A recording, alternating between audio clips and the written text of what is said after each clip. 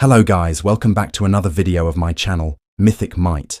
In today's video, I'm going to scale Stephen King's Dark Tower cosmology, so grab some snacks and enjoy the video. Let's begin. In the beginning, there was nothing but the absolute expanse of void, which was known as prim. Out of the prim arose Gan, animating spirit of the Dark Tower.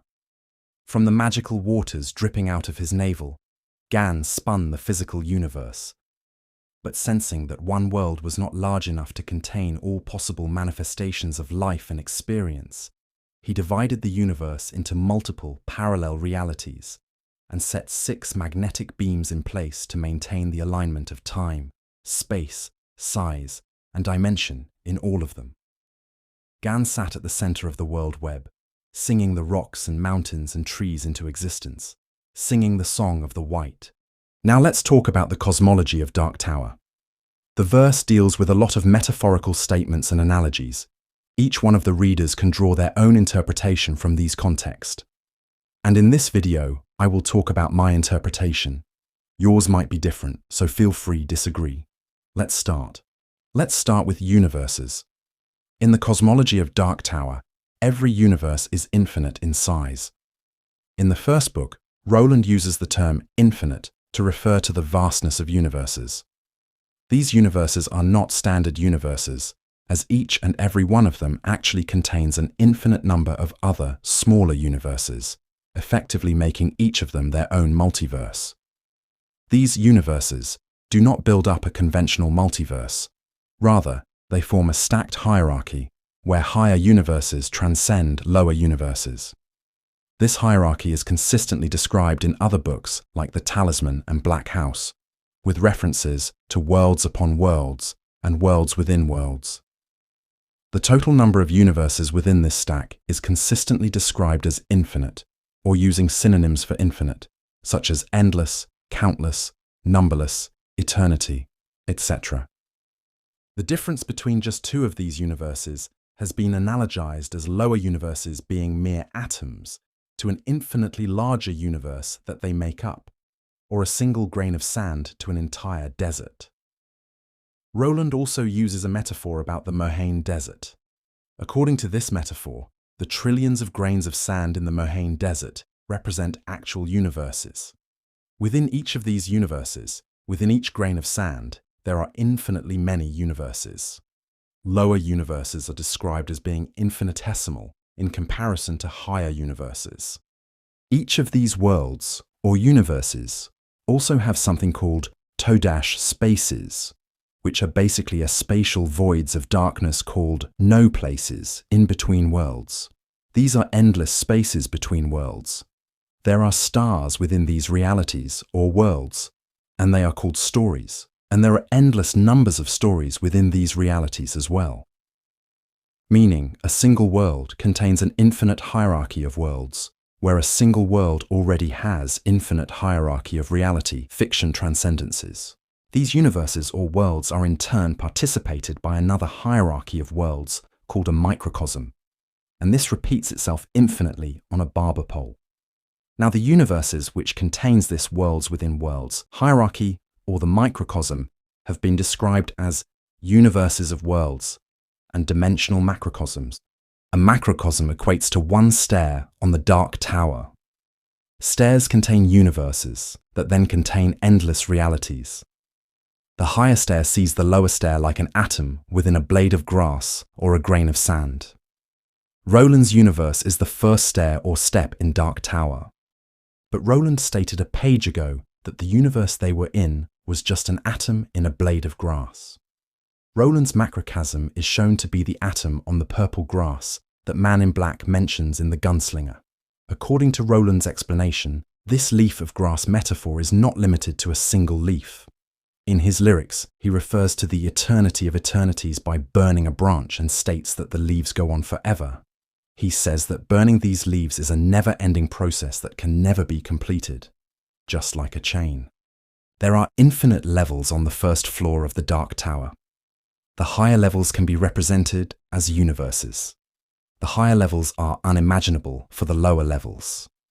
Since each higher universe is fundamentally unimaginable to the lower universe, then that means that the laws of the higher universe would operate far greater than that of the lower universe, which would include properties like math, size, physics, dimensionality, space, time, and science, which are shown to exist within the verse. Now, to further support this, in Dark Tower life, death, purpose, and random are the only constants among everything else, which includes concepts of space, time, dimension, and size. These random and purpose exist in every level of the universe and in every universe. Each of these levels are stated to be inaccessible to lower levels and have higher random and higher purpose, but actually they are completely beyond random and purpose of lower levels and have no random or purpose. But since lower beings have no way to tell that, so they still describe them as higher random and purpose. This solidifies that each universe has outer gap over each other. In Stephen King's Insomnia, there is a small passage about the upper layers of these universe clusters. According to the book, the layers below Ralph appear with an unrealistic metaphor. The third-person narrator uses the metaphor of mirage against them, further supporting outer gaps or qualitative superiority. To add more proof for outer gaps, each of the universes or worlds or dimensions are followed by their own concept of size, which is basically stated to be the concept that something out there is always bigger than something that conceptually can't be bigger. Size is stated to be a principle of reality and a concept of things that encompasses all of creation, and that is too huge for the finite mind to grasp the infinite. Now, each universe is inaccessible to the lower universe, and thus would be inaccessible to the concept of size of lower universes, which would mean no matter how much the lower universe grows, it can never reach the higher universe. Thus, it's pretty blatant outer gap. All of this solidly proves outer gaps, but it's always better to have more arguments. Another argument for outer gap would be to dash spaces. I already talked about these previously, but let me make it clear that there are technically two structures that are named toe-dash space in Dark Tower. One is a void that exists beyond the prim, which I'll talk about later, and the other is a space that exists between the various worlds of Dark Tower and is on a far lower scale. The latter is what I'm talking about. Toe-dash space is referred to as a void of possibility that lays beyond all physical worlds.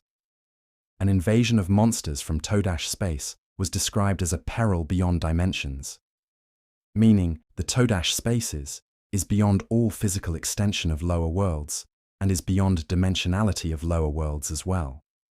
So the difference between each world and level would be outer due to transcending any physical and dimensional extension of lower worlds. Now, these outer gaps are not only applicable to the floor of Dark Tower, but also to the worlds within worlds hierarchy, because random and purpose work on all levels of the universe, which would mean each world also is unimaginable to lower worlds and inaccessible as well. So this would make a single universe of Dark Tower already infinite 1S or extraversal. Now, this infinite 1S is only first level in the first floor of Dark Tower. Each floor and each level of each floor has outer gaps, and there are infinite floors in Dark Tower, and each floor has infinite levels. So this would make the Dark Tower easily infinite collections of extraversal, where one collection is infinite of infinite 1S. The Dark Tower is the physical form of GAN that holds the entire multiverse together. The multiverse of Dark Tower is a multiverse of possibilities, with there being a universe dedicated to each possibility, and any additional differences going on to make their own universes. Any and every single action a person can make creates its own universe, or waves. This is by design, as GAN purposefully created the multiverse large enough to contain all possible manifestations of life and experience. As a direct result of this, all possible worlds exist within the multiverse. It is also said that the Dark Tower contains the concept of size, time, space, dimensions, and all of existence within the floors. The Dark Tower contains all axioms of mathematics and all laws of physics and biology. The Dark Tower consists of many levels that are known as its floors, or the long time levels, These come in the form of smaller dark towers that contain their own versions of the multiverse. As a result, the multiverse is encompassed by a tower, which is encompassed by an even bigger tower, which is also encompassed by an even bigger tower, so on and so forth. In total, there are an infinite amount of these floors that build up the true Dark Tower. Just like the multiverse, these floors have their own hierarchy where higher-up floors transcend lower ones. So imagine a hierarchy of worlds where smaller worlds contain infinite more worlds and so on. These worlds within worlds. Hierarchy exist within a larger world, which again exist within a larger hierarchy of worlds, beyond worlds, which repeat infinitely on a barber pole and are contained by universes. This universe is the lowest floor of the Dark Tower, and each floor has then infinite levels to it, each having outer gaps. Then there are infinite more floors, each having its own higher fundamental version of lower hierarchy, making the Dark Tower infinite of infinite extraversal, or one collection of extraversal. Next, we have the all-time levels. As long time levels are on a connected staircase, or axis of creation, the all-time levels are stated to be disconnected from the hierarchy and on a separate floor, like a skyscraper ruled by a higher random and purpose, which view everything below it, like mirages in comparison. This is completely inaccessible from anything below, meaning inaccessible to any amount of outer gaps, which would be even higher into extraversal. Roland passes through the hierarchy of floors, which are stated to spiral endlessly, and there are floors within floors, which might make the scaling even ridiculous. Roland finally reaches the top of the Godhead, only to realize he's been dragged into a loop that forces him to repeat his journey all the way over from the very beginning.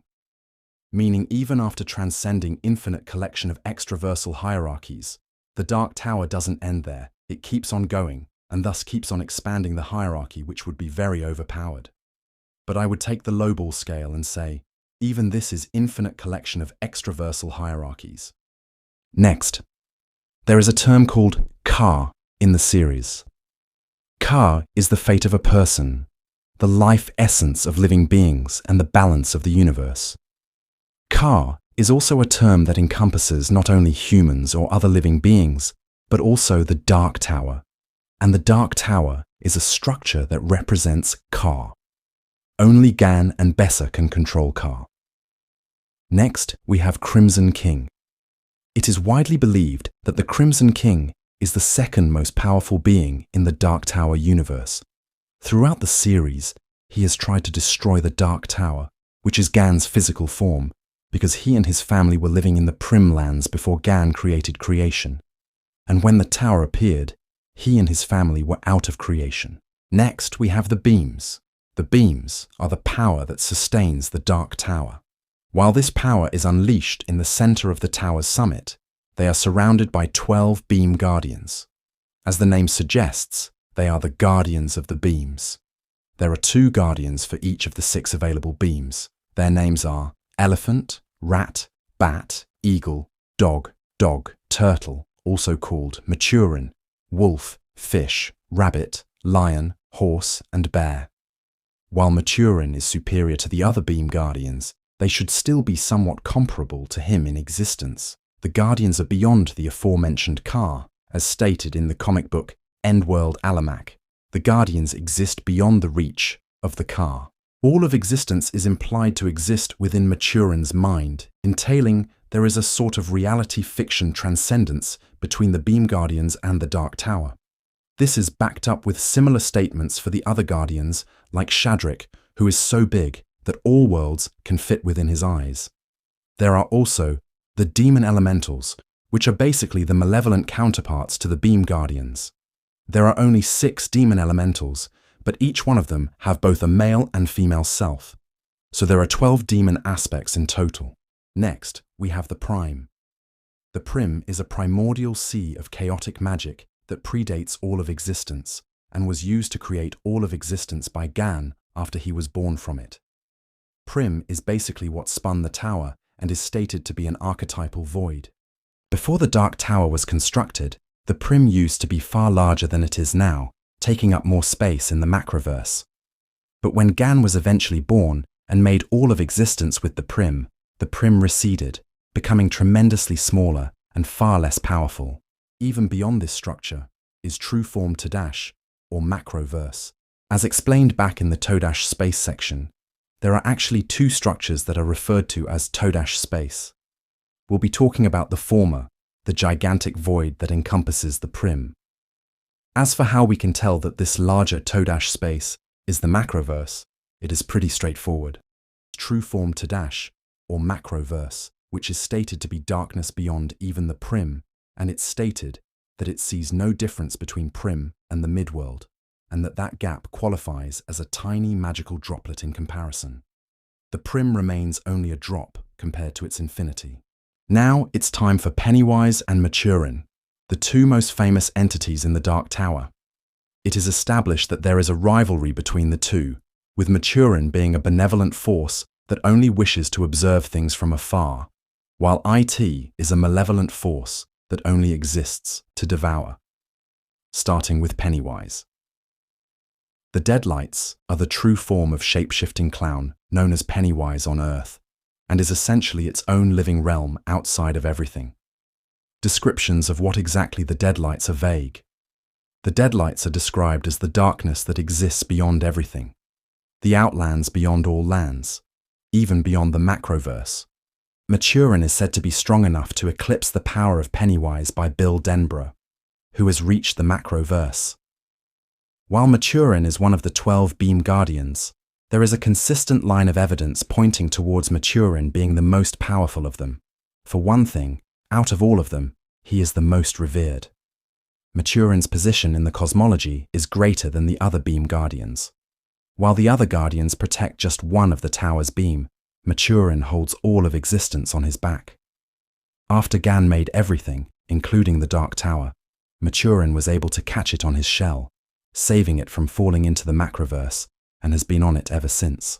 Finally, we have Gan, the creator of the Dark Tower universe. The being who created everything I mentioned before is Gan. The Black Tower is the physical form of Gan. In Stephen King's novel It is understood that Pennywise feels fear for the first time in his life, due to Gan. Bill Denborough and Pennywise has clearly stated that he created everything, including Maturin. Bill, who gets amped to like macroverse level in size by Gan, tells Pennywise, who is at the same level, to this amped version of Bill, that the difference between Gan and Pennywise is the difference between Penny and the smallest mote particle in the cosmology. Which is insane. This would make Gan Lowball infinite of infinite collections of extraversal. Bessa should also be around the same level. Bessa is the wife of Gan, and due to that position, she is the second strongest deity in Dark Tower. Her control over the cosmos is unlike any other deity, being the only one that can defy Gan's design. The two should be comparable to each other in terms of existence, but Gan would still be the superior of the two. That's it. This was the Dark Tower cosmology, which is very overpowered, scaling to infinite of infinite collections into extraversal, or high 1A+ in Verus Battle Wiki. However, this was just my opinion on the cosmology. Feel free to correct me in the comments. I shall meet you guys in another video. Till then, stay safe and stay tuned.